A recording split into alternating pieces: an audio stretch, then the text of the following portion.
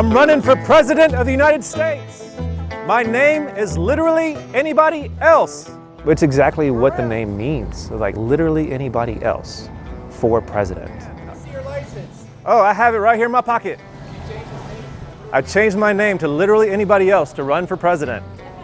When it became apparent that we were not going to get a good option, that it was a very real prospect we were going to end up with the rematch, it was unacceptable. And I saw opportunity in that idea I had.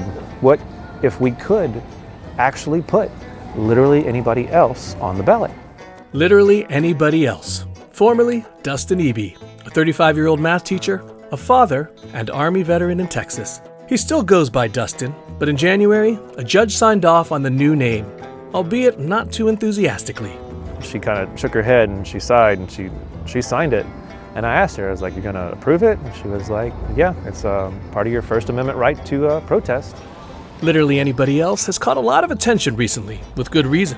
His campaign gets at the heart of the frustration many Americans say they're feeling about the 2024 rematch between former President Donald Trump and President Joe Biden. My legal name is literally anybody else. Are y'all satisfied with the Trump-Biden rematch? You know, you have Donald Trump, who is wealth-wise part of the 0.1%, and Joe Biden, who has been a politician for 60-something years?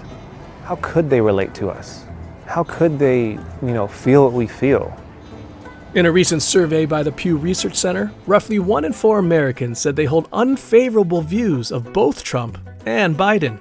CNN polling also has shown a sizable number of disenchanted voters ahead of the November rematch. But even then, most people vote one or the other for the same reason that most other people vote. I don't like this candidate more than I don't like this candidate. So I'm choosing between the lesser of two evils.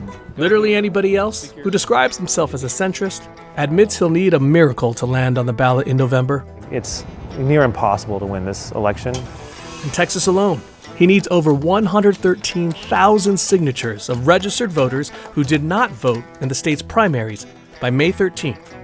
But with every bit of support that I gain, it's that much less impossible. A tall ask for a full-time school teacher with a 3-year-old at home. Hey, want to help me get on the ballot?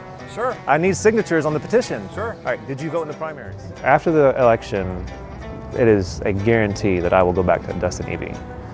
I don't want to be a gimmick for the rest of my life. It's one of those things, it's meant to get your attention. It's meant to forward a message that we can do better. We can do better by just having literally anybody else.